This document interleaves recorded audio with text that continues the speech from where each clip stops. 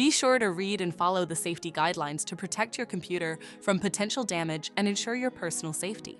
For more information about safety guidelines, see the owner's manual at dell.com/support. Before you begin, turn off the computer and disconnect all the attached peripherals. To remove the solid-state drive 2230, identify and remove the 6 screws on the base cover.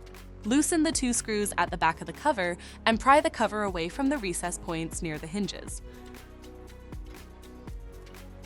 Find and unplug the battery cable. Identify the solid-state drive and remove the screw securing it. Unlatch the drive and lift it out of the system.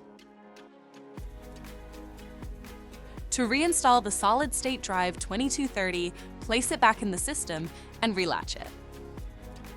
Tighten the screw to secure it. Plug in the battery cable. Secure the base cover with the 8 screws.